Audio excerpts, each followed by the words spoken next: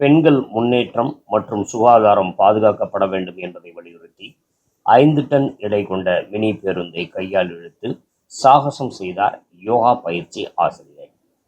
திருவண்ணாமலை நகரில் உள்ள கிரிவல பாதையில் பெண்கள் முன்னேற்றம் மற்றும் சுகாதார பாதுகாப்பு ஆகியவற்றை வலியுறுத்தி யோகா பயிற்சி ஆசிரியை கல்பனா 5 டன் எடை கொண்ட மினி பேருந்தை கையால் 200 மீட்டர் இழுத்து சாகசம் மேற்கொண்டார். திருவண்ணாமலை நகரத்தைச் சேர்ந்தவர் யோகா பயிற்சி ஆசிரியை கல்பனா. இவர் அரசு மற்றும் தனியார் பள்ளிகளில் மாணவ மாணவிகளுக்கு யோகா பயிற்சி அளித்து வருவதுடன் அவர்களுக்கு சிலம்பம் சுற்றுவதையும் கற்பித்து வருகின்றார்.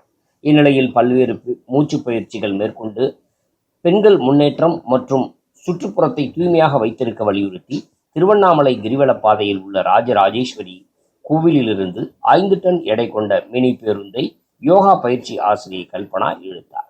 200 மீட்டர் தூரம் தனது கையால் மினி பேருந்தை இழுத்து பெண்கள் முன்னேற்றம் மற்றும் சுற்றுப்புறத்தை தூய்மையாக இருக்க வலியுறுத்தி பொதுமக்களிடையே விழிப்புணர்வை ஏற்படுத்தி பேருந்தை இழுத்து சாகசம் செய்தார்.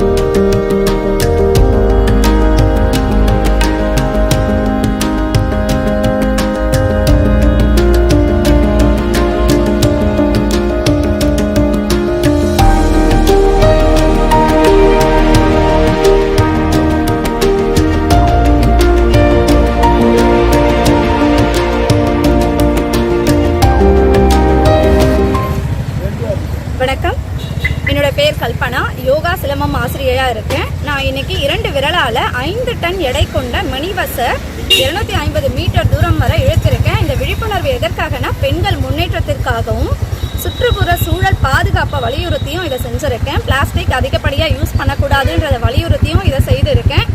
அதே போல் யோகா மூலயமா உடலையும் மனதையும் ஆரோக்கியமாக வைக்கணுன்றதை பற்றியும்